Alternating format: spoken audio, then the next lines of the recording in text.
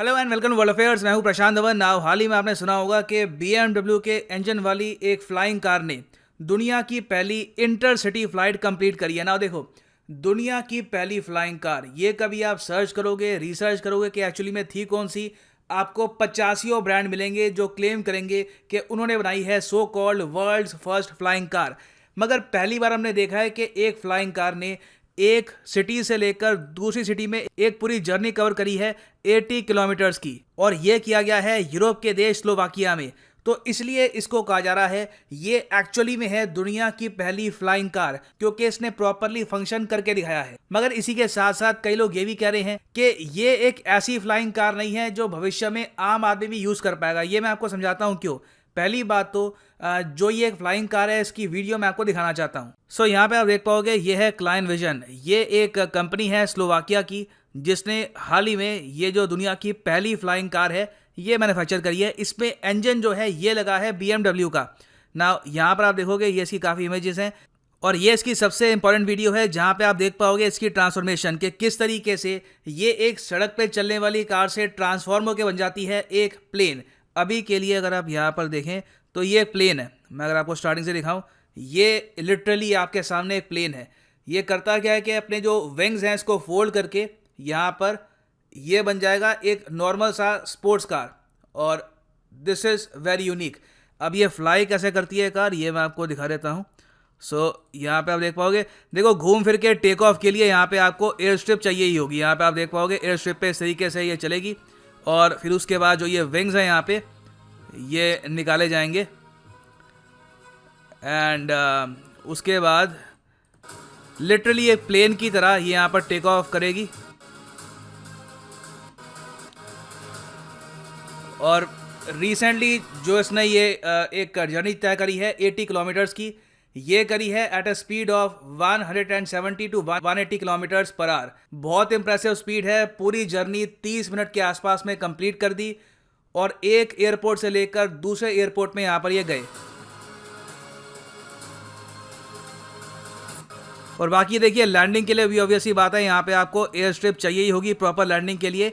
अगर आप खुले किसी मैदान में या फिर किसी ख़राब इलाके में आप कोशिश करेंगे इसको लैंड करने की, तो ऑब्वियसली बात है प्रॉब्लम्स भी आ सकती हैं ना। ये सब देख के ना कई लोग कह रहे हैं कि एक्चुअली ये एक फ्लाइंग कार वगैरह कुछ नहीं है, ये बस एक प्लेन है।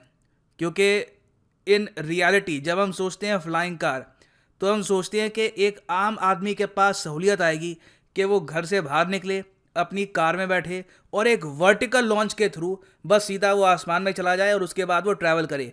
मगर इस केस में यहाँ पे आपको फ्लाइंग कार एयरपोर्ट चाहिए होंगे। अगर यही भविष्य है, अगर भविष्य में फ्लाइंग कार्स ऐसी ही होंगी, तो आपको छोटे छोटे एयरपोर्ट्स बनाने होंगे, और एयरपोर्ट्स में बहुत भीड़ होगी, बहुत कंजेशन होगा, वहाँ पे एक्सीडेंट्स होने के चांसेस बहुत ज़्यादा हाई होंगे। तो इसलिए कई लोग इसको देखकर इतने ज़्यादा एक्साइटेड है नहीं। अब यहाँ पे आप कहोगे वेट, वर्टिकल लॉन्च का क्या मतलब है? देखो, फ्लाइंग कार्स में बताया जाता है कि जो अल्टीमेट ड्रीम प्रोजेक्ट है जिसका हम सब वेट कर रहे हैं, ये है VTOL कार। ये है vertical take off and landing car. यहाँ पे आप अगर देखोगे, इसमें जो बेसिक कॉन्सेप्ट है ये होगा F-35 का, F-35 फाइटर जेट का। तो इसका आंसर है हाँ।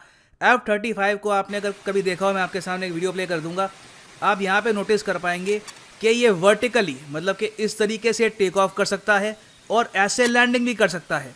इसको लैंडिंग के लिए बहुत बड़े एरिया की आवश्यकता नहीं है, इसलिए ये इतना लीथल है। और बताया जाता है कि कल को अगर कोई मेजर वॉर हो गई तो वहाँ पे F-35 बहुत लीथल होगा। एक तो अपने आप में स्टेल्थ फीचर इसके बहुत अच्छे हैं, वेपन्स बहुत बढ़िया हैं, रेडार वगैरह वो सब अपनी जगह है, मगर जो vertical take off, vertical launch का फीचर है, ये इसको बनाता है ऑल टुगेदर वेरी रिमार्केबल। तो जब लोग बात करते हैं ना फ्लाइंग कार्स की, तो वो यही चाहते हैं कि इसी मॉडल के हिसाब से हमको एक कार मिल जाए।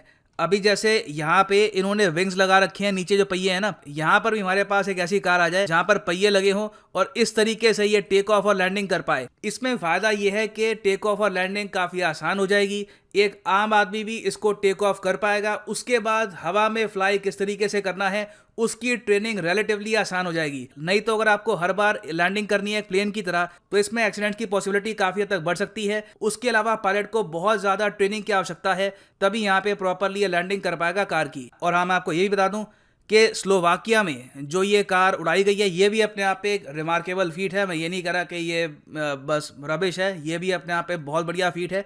इसको ये लोग कह रहे हैं एयर कार, और अपनी वेबसाइट पे यहाँ पे उन्होंने ये भी शेयर किया है कि एयर कार की हिस्ट्री क्या रही है, किस तरीके से उन्होंने इसको डेवलप किया। यहाँ पर ये बताते हैं कि सबसे पहले 1989 में एक कॉन्सेप्ट निकाला एरोमोबाइल वन का, ये पिट गया, ये बिल्कुल भी काम नहीं कर पाया। देखो 1980s 90s अर्ली 2000s में कई ऐसी कार्स निकली, इन्होंने क्लेम किया we are first flying car वगैरह, मगर उसका कोई प्रैक्टिकल यूज़ था नहीं। उसके बाद इन लोगों ने फिर 1996 में बनाई एरोमोबाइल 2, इसमें भी ज़्यादा पोटेंशियल इनको दिखा नहीं। उसके बाद 2016 में फाइनली तैयार हो गई एयर कार। इसको ये लोग कह रहे हैं कि ये जो डिज़ाइन है यही इन द फ्यूचर यूज़ किया जाएगा, इससे बेहतर डिज़ाइन इन लोगों के हिसाब से बन नहीं सकता। और क्लैन यहाँ पर ये कह रहा है कि इन द फ्यूचर हम बहुत सी कंपनीज के साथ मैन्युफैक्चर करेंगे इन कार्स को। अब यहाँ पे आप पूछेंगे वेट ये सब तो यूरोप में ही हो रहा है, और यूरोप में स्लोवाकिया कहाँ पे है ये मैं आपको दिखा देता हूँ। सो यहाँ पे आप देख पाओगे ये एशिया का मैप है और ये है हमारा प्यारा भारत। और स्लोवाकिया एक देश है यूरोप में, एक कंप्लीटली लैंड लॉक्ड देश यहाँ पे आपको मिलेगा।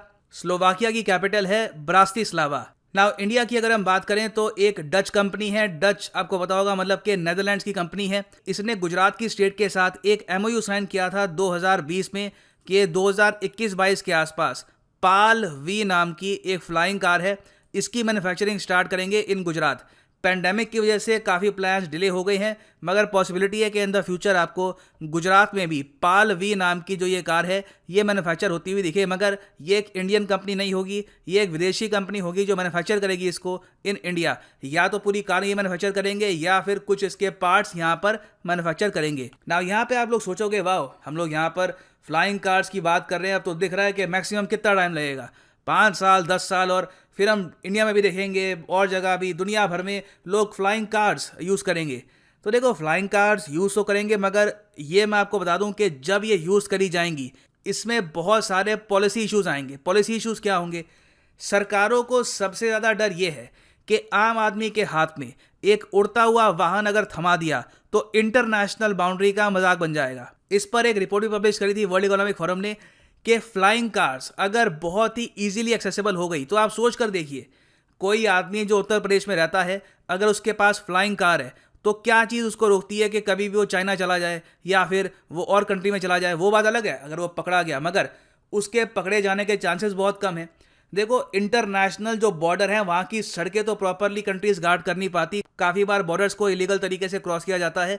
अब आप सोच कर देखो एक फ्लाइंग कार जो 8000 फीट या फिर इवन 10,000 फीट की ऊंचाई तक भी उड़ सकती है, जिसकी स्पीड है 170 kilometre per hour 180 kilometre per hour, उसको ट्रेस कर पाना बहुत ही मुश्किल होगा। तो इसलिए जब भी ये बदलाव आएगा आप देखेंगे कि इनिशियली बहुत सारी रेगुलेशन लगेगी और कोशिश ये करेगी सरकारें कि इस टाइप की जो फ्लाइंग कार्स हैं ये आसानी से आम आदमी के हाथ में ना आए। अगर आती भी है तो ये लोग इंश्योर करेंगे कि वहाँ पे एक प्रॉपर ट्रैकिंग डिवाइस हो और कार में इंटरनल फीचर हो कि एक देश की इंटरनेशनल बॉर्डर को वो आसानी से क्रॉस ना कर पाए। और फाइनली यहाँ पर मैं ऐड कर दूं कि आप किसी भी एग्जाम की तैयारी कर रहे हो, चाहे UPSC, SSC, bank, any examination, simply जाओ unacademy.com पे रजिस्टर करो खुद को और यहाँ पे आप चूज़ कर सकते हैं किसी भी एग्ज़ाम को और आप परचेज कर सकते हैं उसका कोर्स। फॉर एग्जांपल अगर आप प्रिपेयर कर रहे हैं फॉर नीट तो सिंपली यहाँ पर क्लिक करो इस पर and you can purchase NEET courses.